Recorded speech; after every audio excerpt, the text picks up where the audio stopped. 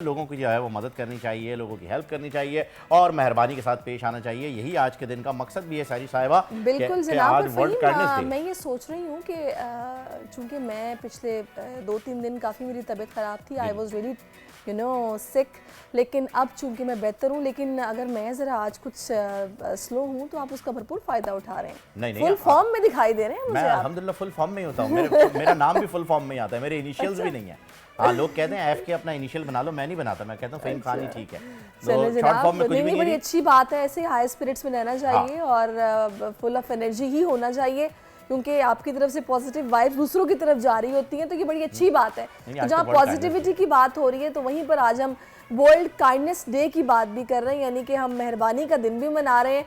और आज के दिन का मकसद ही नौजवान नस्ल में दूसरे इंसान की मदद के लिए राग़िब करना और नेक जज्बात रखने की तरगीब देना है। और इसी दिन की मुनासिबत से बड़ी ज़बरदस्त मेहमान जो कि बात करने में कमाल रखती हैं, हमारे साथ मौजूद हैं।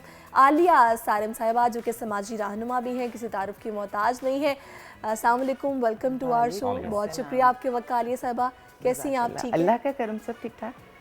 आज हम वर्ल्ड काइंडनेस डे मना रहे हैं और वर्ल्ड में जो कुछ हो रहा है वो भी सभी के सामने है।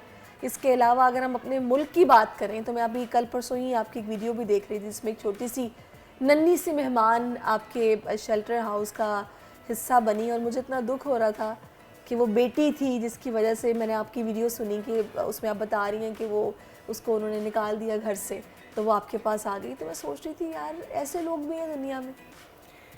अच्छे बुरे दोनों तरह के लोग हैं दुनिया में, और बिल्कुल आपने ठीक कहा, वो वीडियो मैंने डाली है। अब वो बच्ची, अब हम आज नरमी की बात करें और सिला रहमी की, हमदर्दी की बात करें, तो उस बच्ची को निकालने में माँ और बाप दोनों का हाथ है। वो जो एक लफ्ज़ हमारे यहाँ चलता है रिलेशनशिप, वो उसके नतीजे में है। तो मैं कहूँगी एक दूसरे से रिश्ते में हमदर्दी रखें, एक दूसरे के साथ हद से तजावुज़ ना करें। उसके नतीजे में जो औलाद पैदा होती है, जो बिन ब्याही माएँ बनती हैं, उन बच्चों के साथ हमदर्दी करें। वो बच्चे फरिश्ता हैं, उन बच्चों का कोई कसूर नहीं है, उन्हें घरों से ना निकालें। अपने बच्चों की हम तरबियत करें, लेकिन मासूम पर कभी जुल्म ना करें।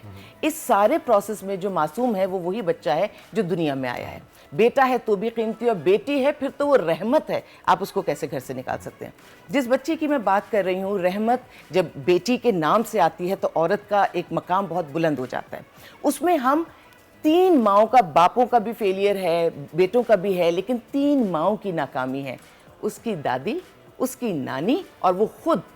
तो माओं के अंदर एक तो ये सिला रहमी बहुत ज़्यादा होनी चाहिए, क्योंकि जब औरत में ये होगी हमदर्दी, क्योंकि औरत के अंदर अल्लाह ने हमदर्दी डाली भी ज़्यादा है। मर्द सरबराह है, उसको बड़े बड़े फैसले करने, और ये नरमी के सारे एलिमेंट औरत ने लेकर चलने।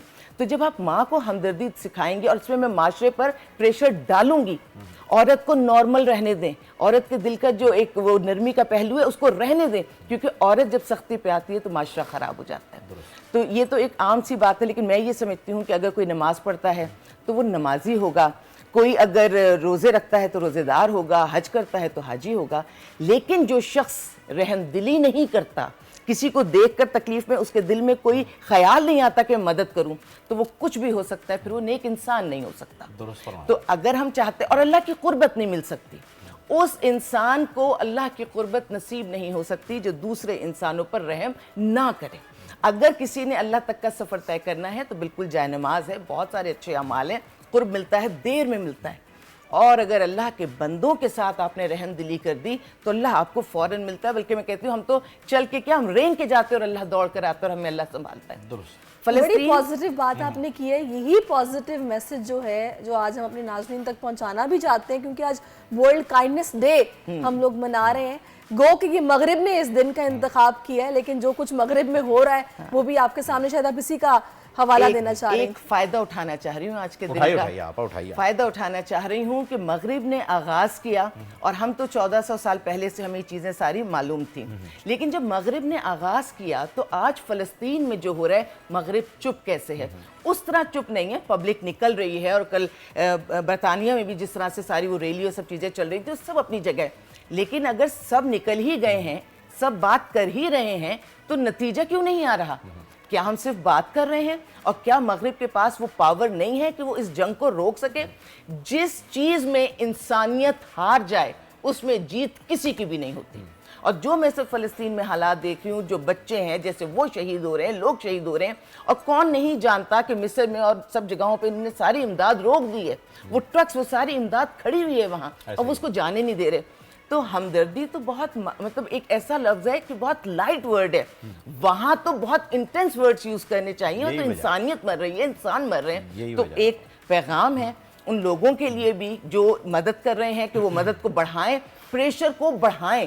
हुकूमतों से, सारी दुनिया से मैं अपील करती हूँ कि इस जंग को बंद किया जाए।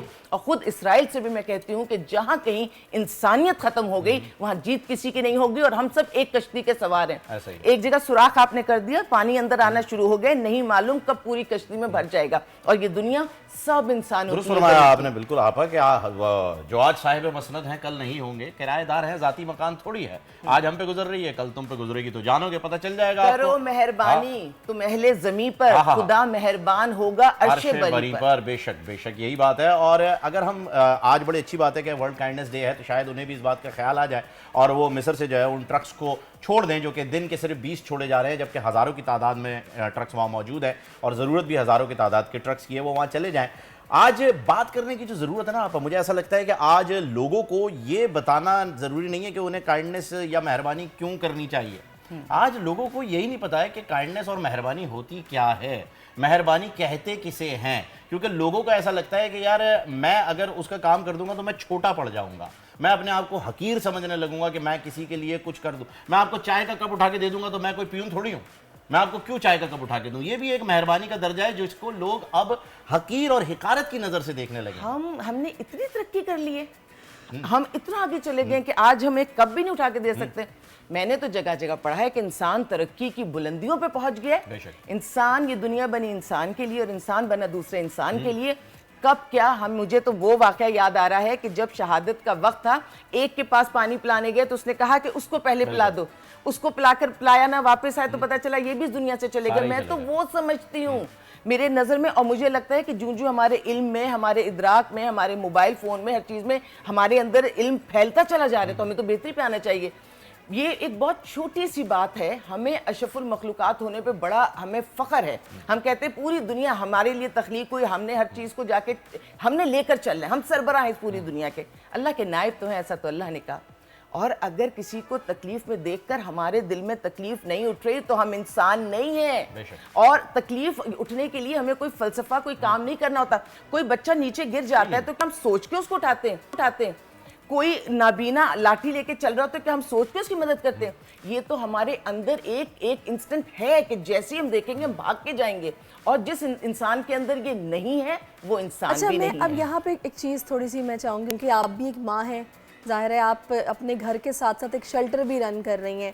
आजकल का जो एक आम तौर पर घर में माहौल होता है, अगर एक जॉइंट फैमिली सिस्टम की बात कर ली जाए, जिसमें हम देखते हैं कि जनाब सब इकट्ठे तो रहते हैं, लेकिन बाज़ औक़ात क्या होता है कि देवरानी जेठानी के दरमियान ही आपस में इस तरह के ताल्लुकात होते हैं कि जनाब बात नहीं करनी, बच्चों को नहीं जाने देना, बच्चों को बुला लेना। हालांकि माँ के बारे में कहा जाता है कि बच्चे की पहली दर्सगाह है माँ की गोद, तो जो माँ सिखाती है तरबियत वैसी होती है। क्या पैगाम देंगी आज की माँ को आप, अगर ये चीज़ हम में मिसिंग है तो क्यों है? औरत के ऊपर सबसे पहली जिम्मेदारी और सबसे कीमती जिम्मेदारी, और जो औरत को सबसे आगे, अगर मर्द से आगे जाने का बहुत, आज औरतों को बहुत शौक है, बहुत आवाज़ उठाती हैं कि हम मर्दों से आगे जाना चाहते हैं तो हम मतलब इंसान दोनों बराबर है, लेकिन अगर हम मर्दों से आगे जाना चाहते हैं, एक चीज़ आज भी हमारे हाथ में है जो मर्द को नहीं दी, वो है माँ बनना, बच्चे की तरबियत करना। कौम का मुस्तकबिल हमारे हाथ में, करना है मुकाबला तो बेहतरीन मुस्तकबिल बनाओ ना कौम का, करना है मुकाबला तो बेहतरीन औलादें पैदा करो। किसने आपको रोका है?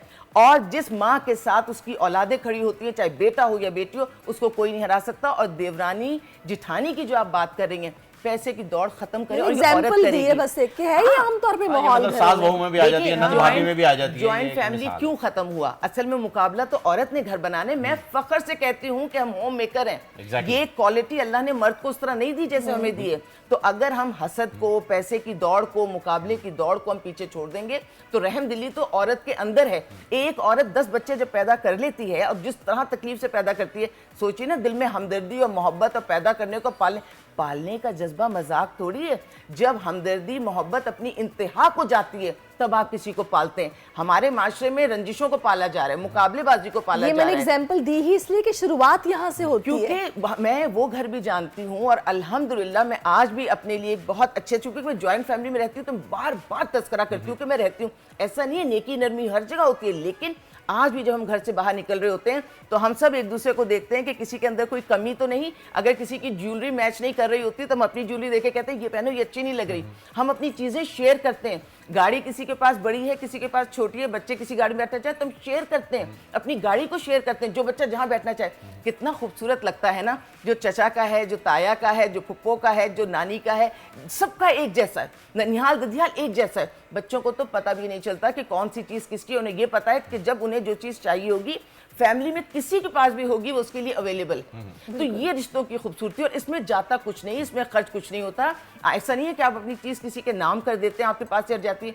Sharing is caring. अब तो मैं समझती हूँ जब से वो कैमरे सिस्टम आया तो हमने तो 2.5 साल के बच्चे के साथ ही सारे सुने। बिल्कुल, आपने ये बड़ी प्यारी बातें की आलिया साहिबा। होना चाहिए, ये अगर हो हर घर में, अगर इस प्रैक्टिस को अपनी डेली रूटीन में शामिल कर लिया जाए तो ये आपस की बॉन्डिंग मजबूत होगी, सिला रहमी बढ़ेगी, बच्चों में एहसास पैदा होगा और वो आपका भी फिर करेंगे।